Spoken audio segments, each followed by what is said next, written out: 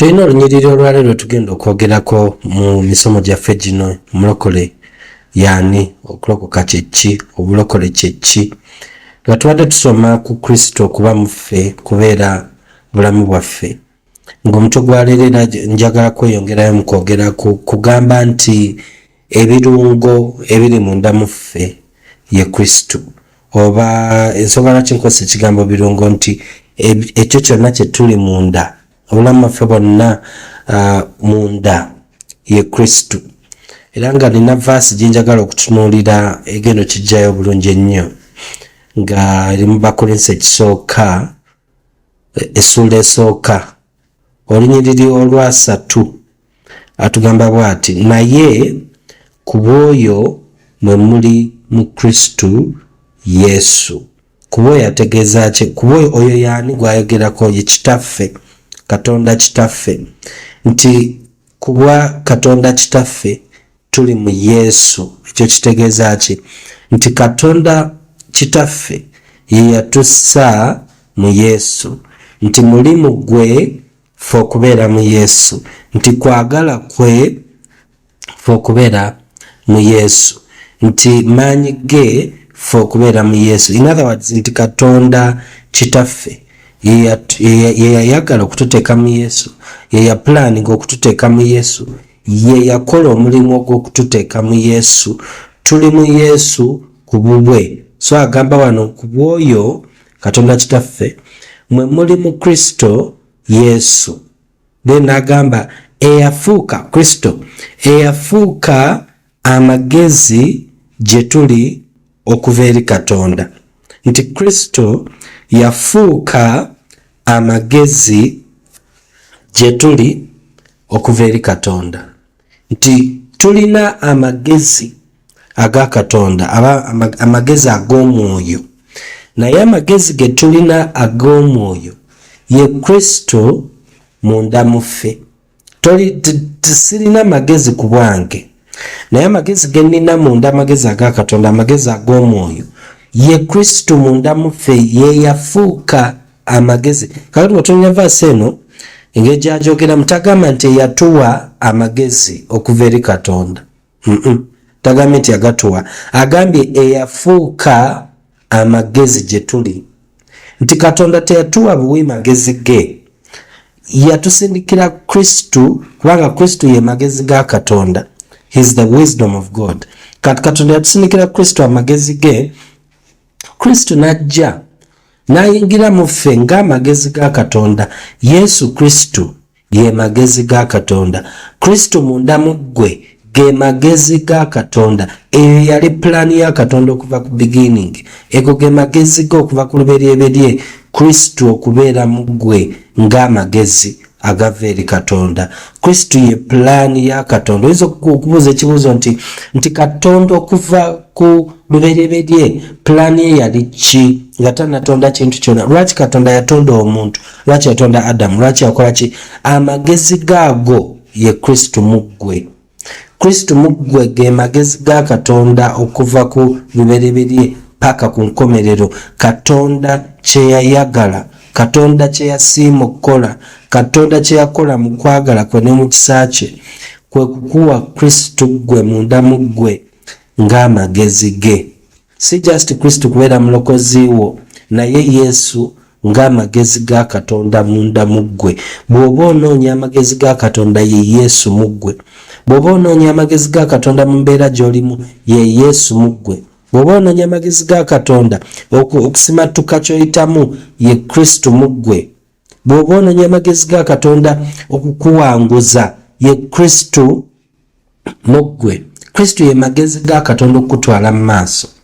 Tetunoonya magezi wabweru, tetunoonya magezi mu kusoma bitabo, tetunoonya magezi mu kugenda mu misomo gyanjawulo tufune amagezi. Of course byonna ebyo biryoko okubikola, naye nga amagezi agatuleetera okuwangula, okuwaguza okuyitawo, amagezi agatuleetera okugenda mu maaso mu pulaani ya Katonda ye Yesu Kristo munda mu ggwe. Ye magezi ga Katonda. Kristo ye magezi.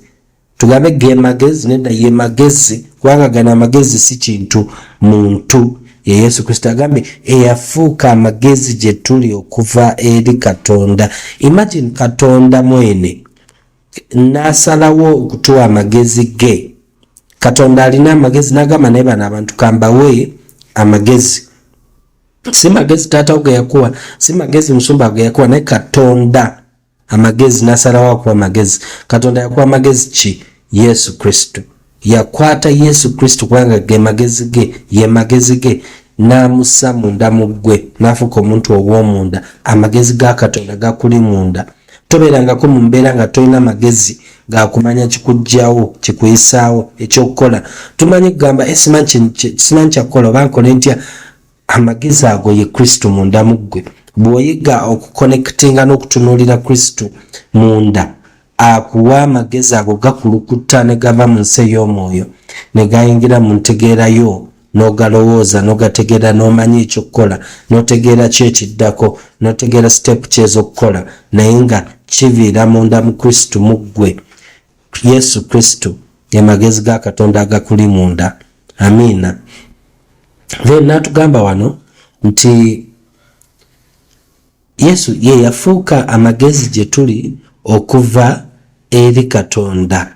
Naye kakati naye abakatu kyegamba bweti nti muye mu Katonda mu kitaffe mwe mwava mulyoke mubeerewo mu Kristo Yesu. Nti twava mu Katonda, tetwagwawo bugwi, naye twava munda mu ye mu Kristo Yesu. N'agamba Katonda gwe yafuula amagezi gaffe. Nti Katonda yafuula Kristo. Jukira Kristo ye magezi ga Katonda, ne Katonda amufuula okubeera amagezi gaffe. Yesu Kristo n'ayingira mu ffe ng'amagezi gaffe. Yesu Kristo n'ayingira mu ggwe ng'amagezi go. Yesu Kristo ye magezi go agali munda, amagezi ag'obwa Katonda, amagezi ag'omwoyo agali munda mu ggwe ye Yesu Kristo. Amiina. Then ayongerako n'agamba era n'obutuukirivu, nti Yesu ye butuukirivu. Yesu ye butuukirivu bwaffe. Yabakatoki yagamba etya nti Katonda gwe yafuula amagezi gaffe obutuukirivu bwaffe. Imagine kino kinsanyusa nnyo kubanga twogera nnyo ku butuukirivu. Twogera nnyo ku beera mutuukirivu. Katonda ayagala batuukirivu. Katonda batuukirivu bawulira essaala zaabwe. Katonda batuukirivu bataasa. Katonda batuukirivu bayamba. Abatuukirivu bagenda mu ggulu. Twogera nnyo ku butuukirivu, naye kizibu nnyo okufuna omukatoliki, omuprotestant, omulokole akkiriza nti mutuukirivu. Asinga bagamba ate teri mutuukirivu kujja ku Katonda. Naye kakatwa nalaba wano kyagamba nti Kristo yafuuka obutuukirivu bwaffe. Yesu Kristo Katonda yamufuula obutuukirivu bwo. Eno verse eri musingi nnyo. Omuzungu kyayita foundational. Nti musingi nnyo kikulu nnyo okutegeera. Kikulu nnyo. In fact nagambye nti mu bintu ebitaano ebisinga obukulu mu bulokole, mu ebyo ebitaano, okwagala kwa Katonda, obulamu bwa Katonda, ekimu ku byo mu ebyo ebitaano ebisinga obukulu kye kino, nti obutuukirivu bw'omulokole ye Yesu Kristo munda mu ye. Nti Katonda yafuula Yesu Kristo okufuuka obutuukirivu bwo. Yesu ye butuukirivu bwo. Zabanage no verse sinze yagiwandiika. Eyo Bible gy'osoma sinze yagiwandiika. Wetaaga okufuna Bible yo onoonya Abakolinso ekisooka essuula esooka olunyiriri olwasatu. Akubuulira nti Kristo yafuuka obutuukirivu bwaffe. Yesu ye butuukirivu bwo. Yesu Kristo ye butuukirivu bwo. Yesu Kristo munda mu ggwe ye butuukirivu bwe butuukirivu bwo. Haleluya. Kino kikulu nnyo.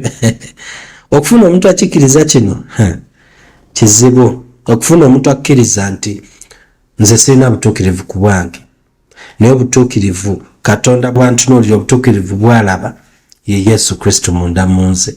Yesu kye kirungo ky'obutuukirivu munda munze. Bwe ntunula munda okunoonya obutuukirivu ndabayo Yesu. Obutuukirivu bw'omulokole si bikolwa. Obutuukirivu bwo si bikolwa.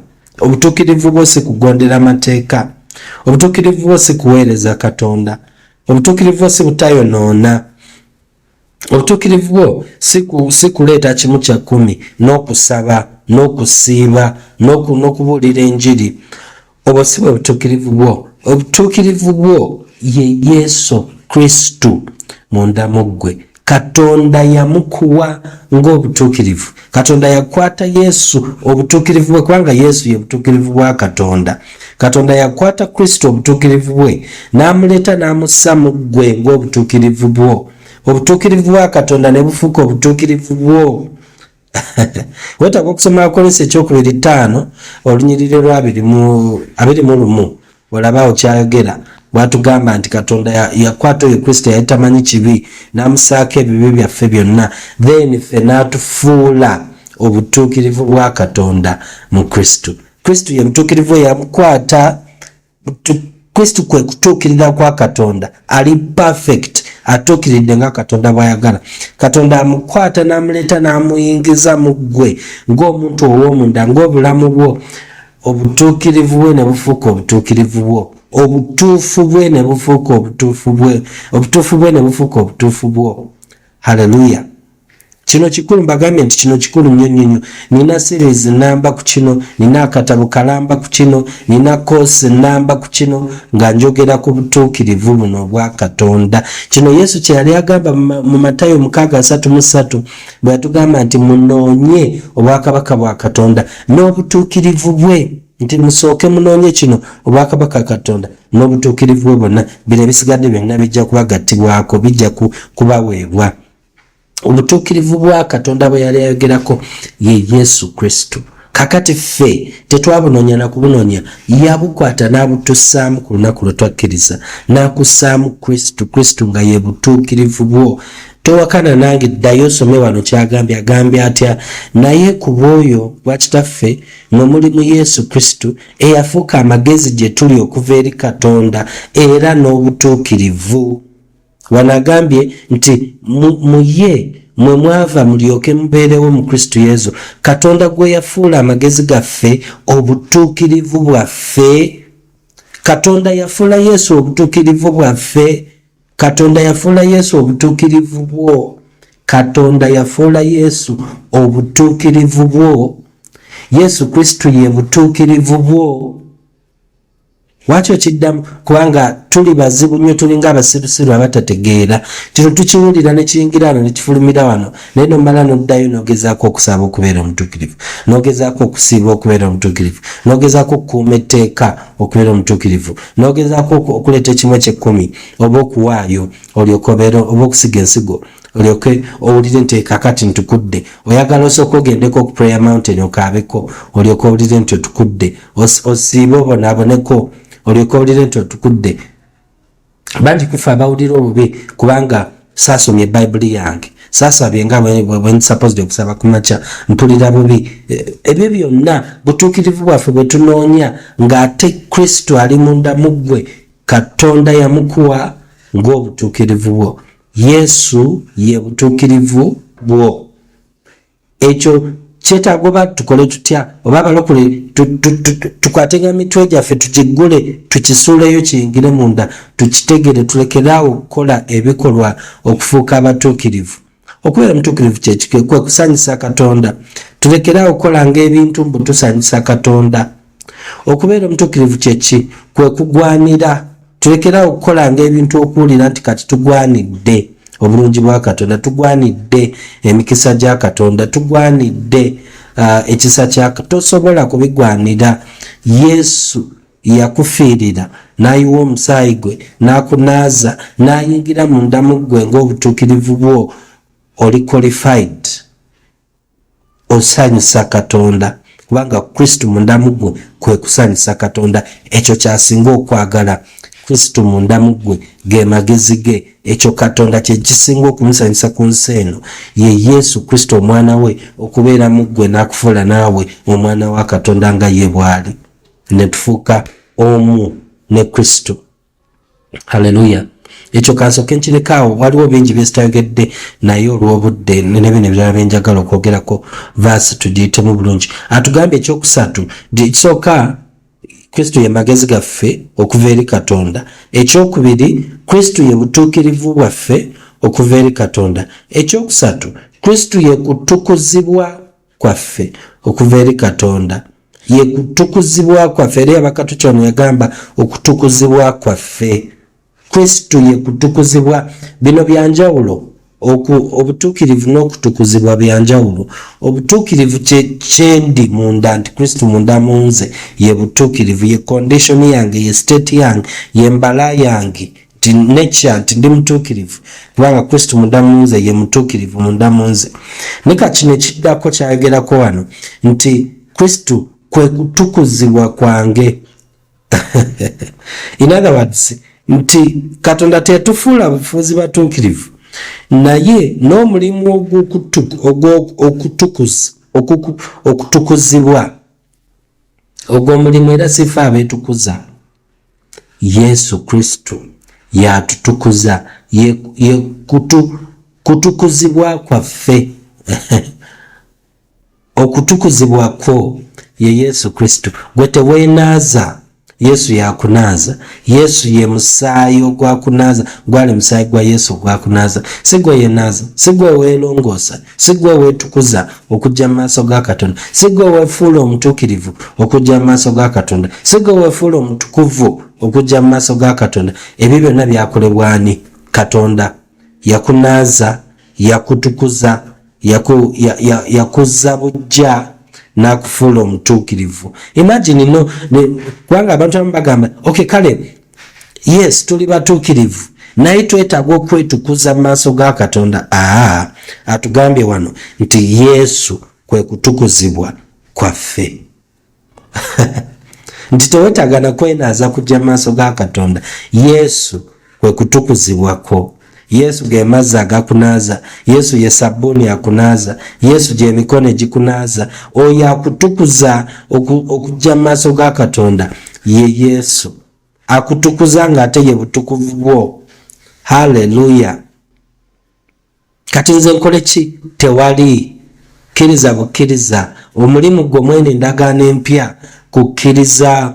Omulimu gw'endagaano enkadde wali olina okwetukuza, wali olina okugenda osaddaake, wali olina okunaaba mu ngeri gy'onaabamu, wali olina okulya mu ngeri gy'osupposed okulyamu, wali olina by'olya ne by'otalya, wali olina obulombolombo bungi weetaaga okukola okutukuzibwa obeere mu maaso ga Katonda ng'osaanidde, ng'ogwanidde, ng'otukudde. Naye kakati mwene endagaano empya gye tulimu tetulina kye tukola okujjako okukkiriza, kubanga obutuukirivu ye Yesu. Naye n'omulimu gw'okutukuzibwa ogw'omulimu nagwo ye Yesu. Yesu kwe kutukuzibwa kwaffe. Haleluya. Ako nagondoza katabo kalamba, omuzungu kyayita sanctification. Tukyogerako nnyo, sanctify yourself, mwetukuze, mweyawule. Nawana atugambye nti Yesu kwe kwawula kwaffe, Yesu kwe kutukuzibwa kwaffe. Yesu, buli kimu mwene endagaano empya ye Yesu. Buli kimu tutunuulira Yesu. Ffe twaggyibwawo Yesu n'ayingirawo, buli kimu Yesu n'okutukuzibwa. Imagine n'okutukuzibwa Yesu. Twangambye toke fine, obutuukirivu Yesu. Naife naffe twetaaga okwetukuza. Nawana akugambye nti n'okwetukuza Yesu. Yesu yakutukuza, ye kutukuzibwa kwo, ye sanctification yo. Haleluya. Nze singa toyina kyewetaaga kukola, weetaaga kukkiriza kyokka kikumala, bw'okkiriza ng'otukuzibwa.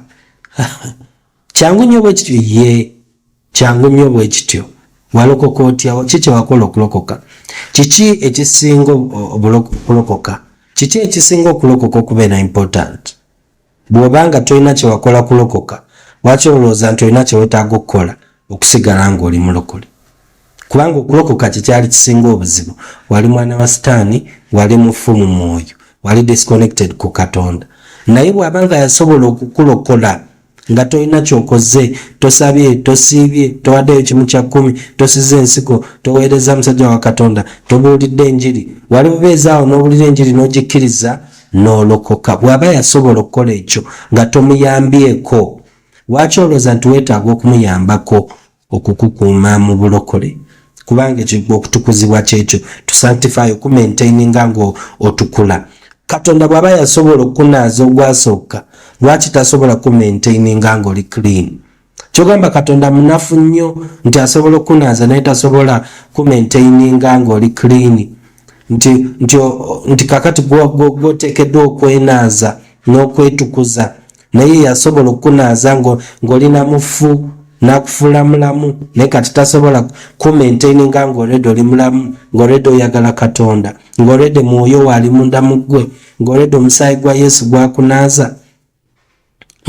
Mulaba kye ngamba nti sometimes tetulowooza bulungi bino, tulinga basiru, tetutegeera bintu bino. Naye wayiseewo emyaka 10 ng'abalokole nga basoma ensomesa doctrine enkyamu. Mu kisi balokole bokka naye abantu ba Kristo bonna, oba bakatoliki, oba Protestant, oba balokole, tumaze emyaka 10 nga tusoma ebintu ebikyamu byatuyingira mu mitwe byatuula. Ffenna tulwana okulowooza wabweru w'ebyo bye batusomesa ebikyamu. Katonda asobola okukulokola ng'oli mwana wa Sitaani, n'akunaaza, n'akuzuukiza kubanga walina mufu, n'akufuula omwana we, n'akulongosa, n'akufuula omutuukirivu. Naye kakati tugamba nti Katonda tasobola kumaintaininga ekyo kye yakola ekyali kizibu ennyo, kati kino kyangu ekyokunaaza. Kati mwoyo we munda akugasa ki? Mwoyo wa Katonda, mwoyo omutuukirivu ali munda mu ggwe, bw'abanga tasobola kunaaza, bw'abanga tasobola kumaintaininga mu bulokole, mwoyo bw'abanga tasobola kukuuma mu bulokole, akugasa ki? Teyeetaaga kumuyambako. Ebyo baatulimbalimba dda si bituufu. Katonda teyeetaaga kumuyambako, yeemalirira. Ayina amaanyi agatuleeta, ayina amaanyi agatunaaza, ayina amaanyi agatukuuma nga tutukula. Yesu ye butuukirivu bwaffe, ate Yesu ye kutukuzibwa kwaffe. Haleluya.